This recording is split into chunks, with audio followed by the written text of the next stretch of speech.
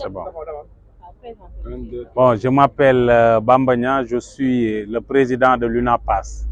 L'UNAPAS, c'est l'Union nationale des professionnels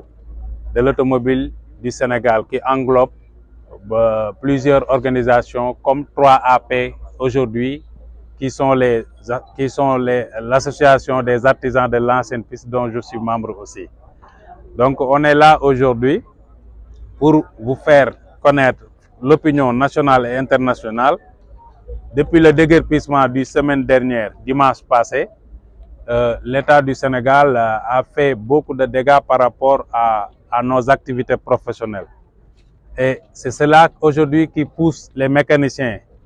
aujourd'hui devant nous, qui n'ont pas brûlé de pneus, ni brûlé de véhicules, ni même barré une route. Mais ils se sont sentis très mal. Ils se sont sentis délaissés. Ils n'ont pas vu d'assistance. Il n'y a personne, ni l'État, ni le pouvoir, ni l'opposition, ni la société civile. Il n'y a personne qui les a apporté assistance.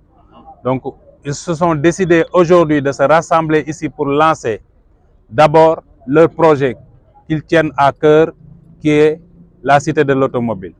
Mais aujourd'hui, ils ont fait une autre forme de combat. C'est de rassembler l'ensemble des cartes d'identité, qui est également carte d'électeur, pour montrer aux Sénégalais et aux autorités,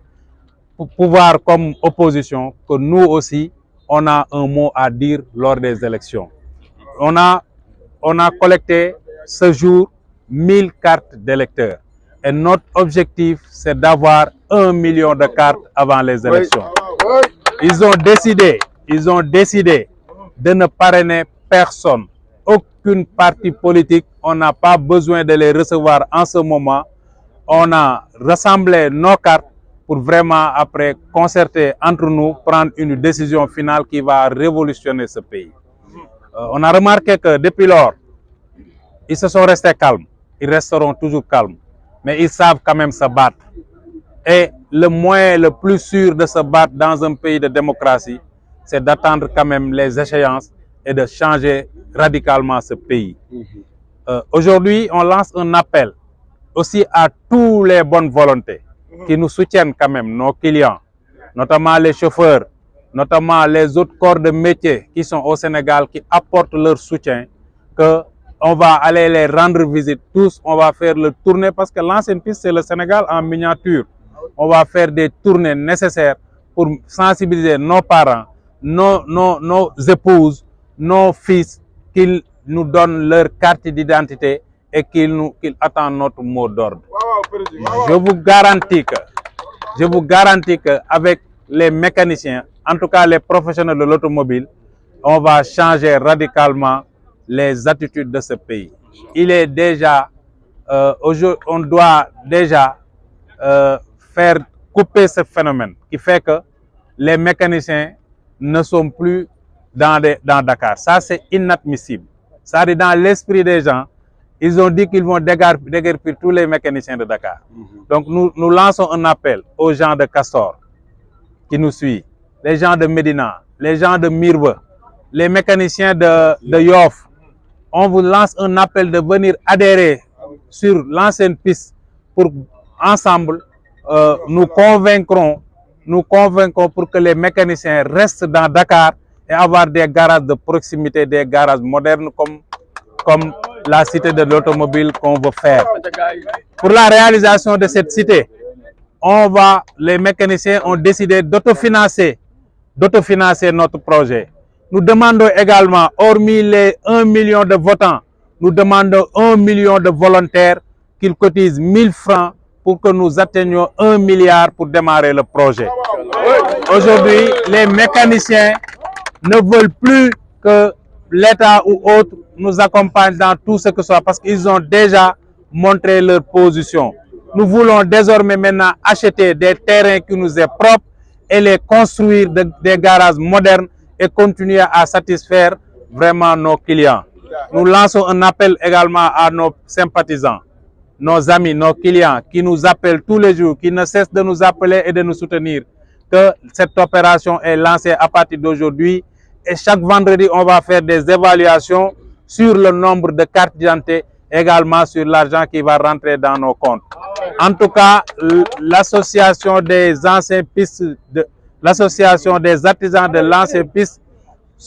vous ont tendu la main pour réussir notre rêve, c'est de réaliser la première cité de l'automobile de Dakar. Est-ce qu'ils vous ont donné des choses pour remplacer un peu Non, il n'y a rien. C'est-à-dire, on nous a, les conditions de déguerpissement,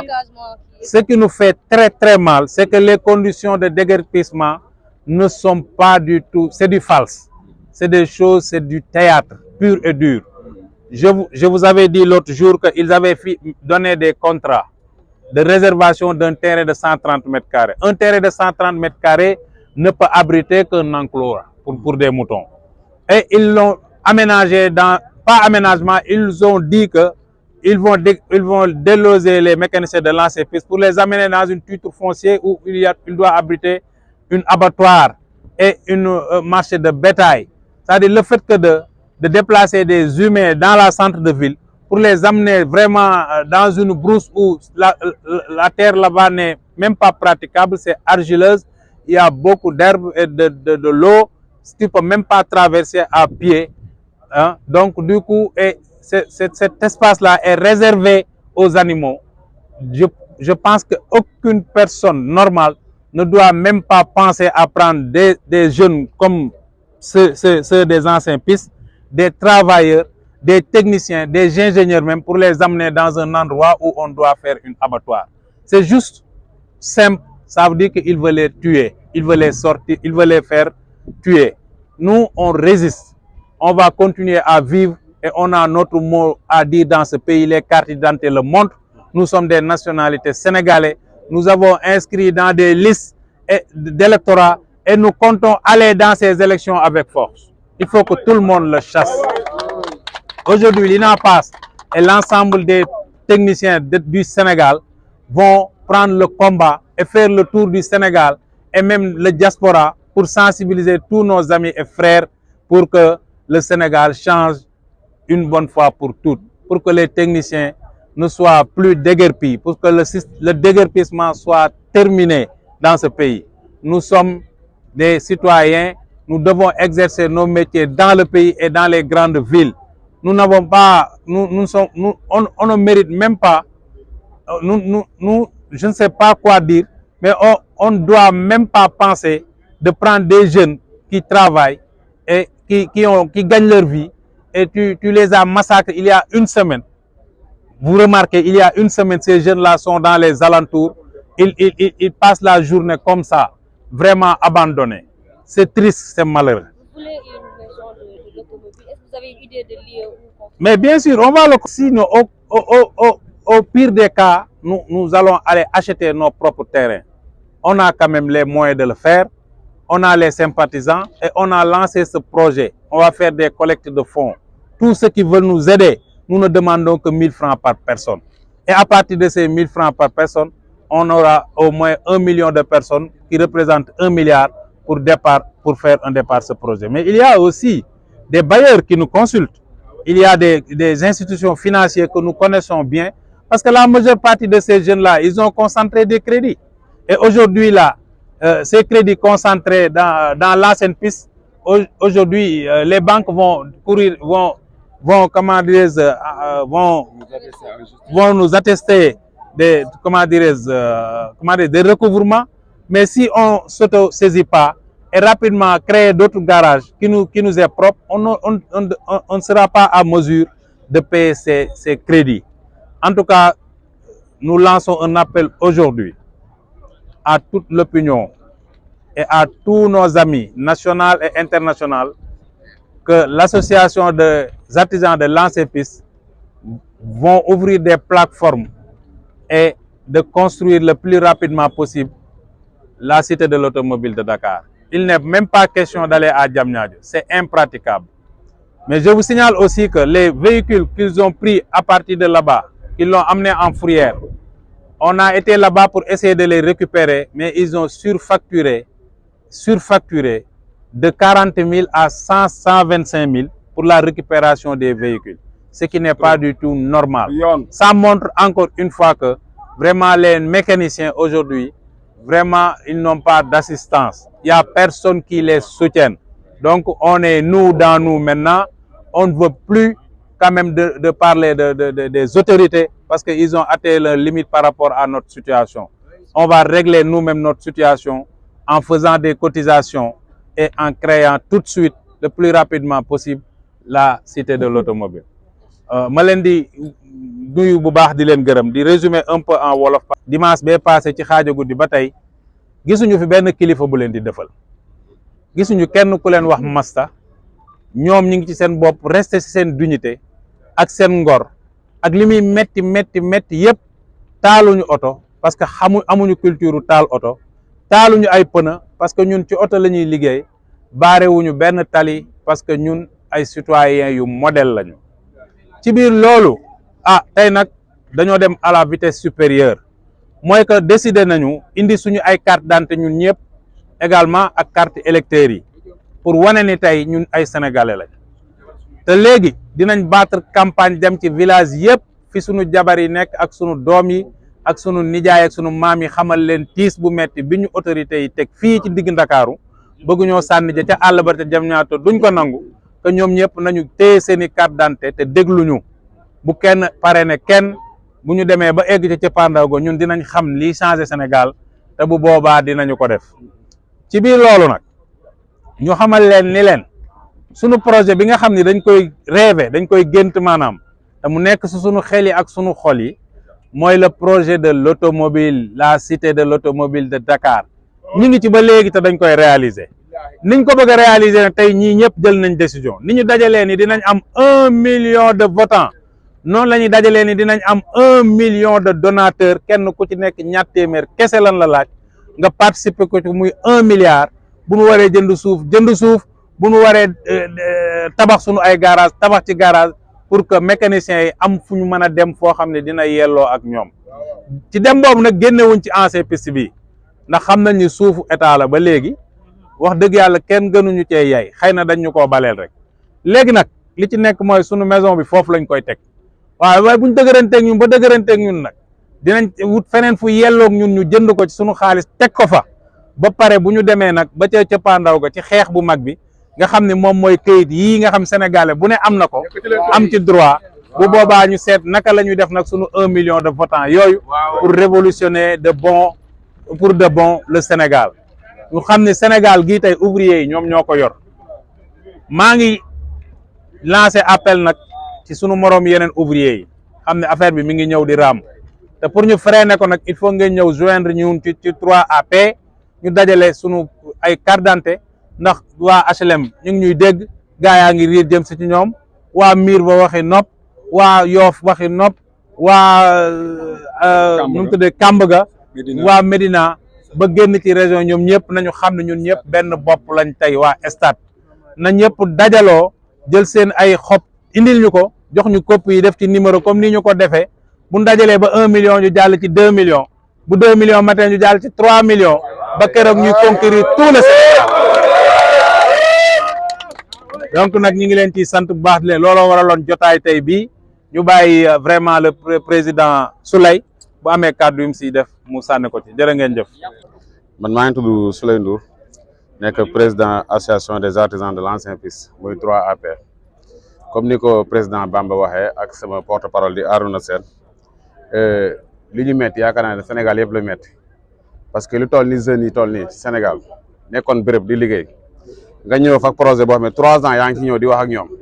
ak la nga ci diggaloon ne di nga ko def ci projet bi yëpp defoo ci dara nga xëy un bon jour rek ne fii ak 20 jours da ngeen di quitter lieu bi waxaati ma nag ñu ñëw def ko ci doole non seulement génne ñu ci biti mais yàq suñu alal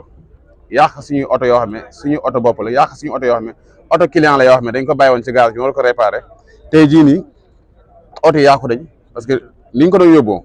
oto yu bëri bu ñuy génn yaa ngi koy gis pare-brise yaa ngi toj feu yaa ngi toj yëpp a ngi toj kon donc dañu doon def yëfu sabotage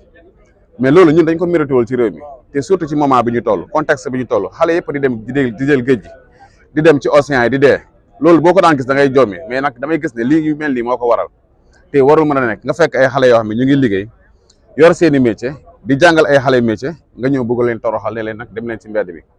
loolu moom lu ñu metti la te comme ni ko président Bamba waxee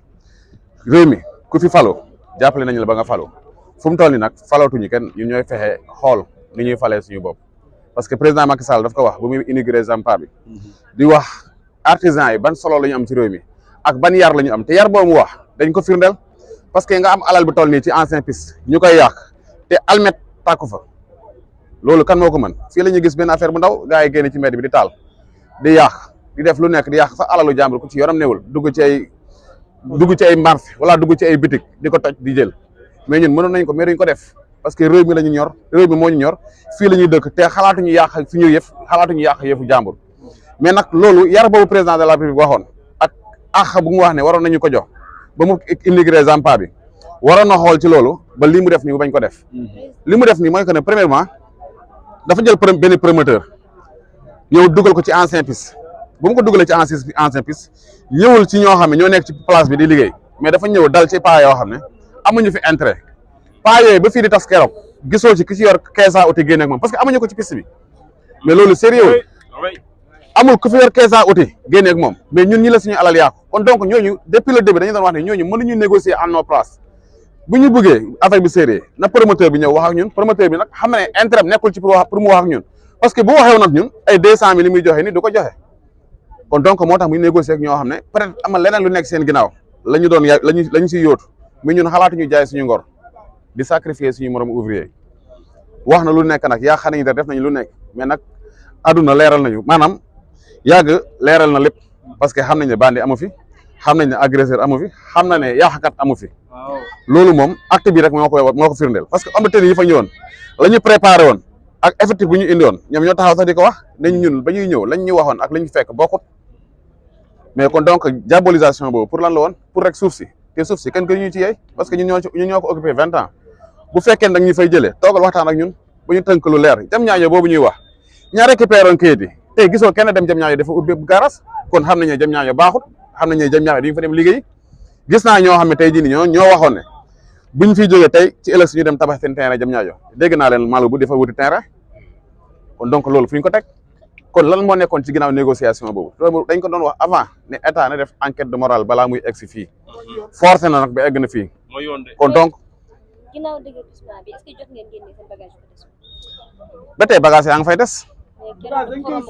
maanaam tey jii nii imagine toi yow nga am sa garage wala nga am sa magasin wala nga am sa conteneur investir fa plus de 20 millions nga xëy fekk conteneur bi ñu xaar ko ci digg bi baga am na koo xam ne wax na ma ko nee na ma démb dama ko fekk buntu place am mu ne ma ñaari bouteille glacé léegi laa fekk sama place mi ngi nii waaw magasin conteneur maanaam imagine la nga ñëw ko tas ko yëlëb ko bagage yi tuuru am na ñoo xam ne des personnes mal intentionnées bu ñu duggee ci biir lu ñu gis rek dañuy jël feeraay bi tamit pare man mii sans place ba muy eggee fekk naa magasin bi daan ci kaw bagage yi keroog bu muy taw 5 heures du matin maa ngi sama place di jéem a dajale bagage yi non ñoom le matin dañuy ñoom ñëw di dajale di tas ba si ngoon si ñu leen dugalee ngeen profité génne li ngeen mën a génne yow boo duggee da ngay génne da ngay profité génne boo mënta génnee sax da ngay gis feeraay bu taxaw nga bazarder ko say pièces yoo xam ne ay millions lay jar parce que déjà pour nga jël oto dugal ko ci place bi rek day xat léegi boo demee foofu fekk koo xam ne dugal na otom te muy feeraayeur da ngay mujjee bazarder ko place bi ñaata lañu man demaguma fa mais sama copain ba la dem na fa nee na dañ leen ne 4x4 yi rek 120 000 lañu leen di facturer oto yi ndaw yi 50 000 ba 60 et quelques mille mais loolu jaaduwut 75 000 loolu fi ñu ko teg fourrière loolu mosul am ci fourrière kon dama naan ban haine la ñu am ci ancien piste ba ñu def lii ban haine moo nekk ci ancien piste lan moo nekk ci ancien piste ban haine la ñu amal ñi nekk ci ancien piste ba ñu egg fii maanaam fekk ñu fa force ñu génne ñu ci biti jàpp fa ay nit yóbbu leen ba si Sébikotane yendu leen fa ba ngoon oto yi ñu leen yóbbu leen ñu taal oto yi vide ñëw ñu bàyyi leen ñuy dox wala ku nekk di wuti passe booy ñibbee mais loolu pour lan la wala ñun dañu dul sénégalais loolu pour lan la te ku fi falu tey ñun jàppale nañu la ba nga falu parce que ñun ay citoyen lañu citoyen de modèle lañu kon donc ban haine la ñu am ci secteur artisanal rawatina secteur automobile ba léegi Dakar stade dina fi am marché dina fi am lépp dina université ngi nii ñaata hectare la am na fi mais nga ne léegi nag amul fenn 8 hectares boo mën a jël recaser ko tabax ko defal ko cité automobile jox leen ko pourquoi pas parce que ay milliards la ñuy def ci li ñuy def stade bi ñaata milliards lañ fa def mais ñun ñoo ko gën a mérito parce que yor nañu ay xale di jàng métier yor suñuy métier ba pare yor ay xale di leen former te loolu état moo ko waroon def xale bu échec tey ci école xale bu échec ci secteur artisanal lay ñëw ñu former la fii ak 1 an 2 ans sa yaay du la jox dara ñoo la yor 2 ans 3 ans nga commencé joxe dépense seen kër tey ñi bëri ñi nekk ci kër yi ñi fonctionnaire ñun la ñu mën ci kër gi mënuñu ko mais kon lan moo tax ñu ñuy toroxal lan moo tax ba ñu mérito lii ci moment bi projet boo nekk 3 ans nga koy dox nga dem ba diggu nawet site ba nga wax ne fa la leen yóbbu te waa ji moo waxoon ne dina fa def ndox waxoon ne dina fa def courant waxoon ne garage bu nekk dina ko tabax 3 ans waxoon ne dina fa def hangar waxoon ne dina fa def poste gendarmerie moo tax veille affaire bi sax am na ci koo xam ne ñoom ñoo àndoon ak waa ji di wax dafa ñëw ne ñu suba de dañuy intégré poste gendarmerie bu nekk Diamniadio parce que base yi ñu fa defoon loolu lañu yaakaaroon loolu la ne xam naa ne loolu la leen waa ji naxee fekk base yi pour lan la ña ñu jàppee fii la ñu leen fa yóbbuwoon pour yendoo leen fa ba ngoon jot soog leen a bàyyi léegi loolu nga waa ji waxoon yëpp defu ko ci diggu nawet foofu fees del ak ndox nga ñëw ne léegi par force fii ak 20 jours da ngeen di quitter fii ñoom ñooñu bu ñu leen bàyyoon ak cité bi fii ak 1 mois ak seen matériel yi ñu am yëpp mën nañu génnee bagage yi nekk ci piste bi parce que nit mënoo sañ sa fenn 20 ans nga xëy nga ne di nga génnee bagage yi fi nekk dans 20 jours kon ñoom seen wàllu bopp sax xam nañ ne mënuñu ko promoteur bi attanul loolu état bi ci boppam mënu ko génnee dans 30 jours kon donc lan moo tax ñu ñëw force ñu ne dans 20 jours da ngeen fi quitter ba pare teguñu ko fenn fu leer lu dul wax ak ñoo xam ne amuñu intérêt ci place bi nañu def enquête ci ñun ñëpp def enquête ci ñooñu doon wax ndax am na ci ñoo xam ne boo demoon seeni place amuñu fa dara am na ci koo xam ne tey jii nii moo jëloon benn place xal la ko ba pare comme du mécanicien du dara lan la fa def fa ay baraak di ko loué chaque fin de mois mu jógee fu mu jógee ñëw encaissé mais kooku dafa mën a wax à nos place ñun ñi nga xam ne investi nañu xaalis ci place bi yor fi ay xale di leen jàngal métier yor fi ay millions mais loolu ñooñu mënuñu wax suñu place te loolu dañ ko yàgg def nañ ñaata yoon conférence de presse seet nañu ñaata yoon kilifa pour rek ñoom ñu intervenir balaa lii di am mais ñu gëmm yooyu yëpp ne lii foog mu am ba pare soog a waxtaan di soog a am mais mënul nekk ok merci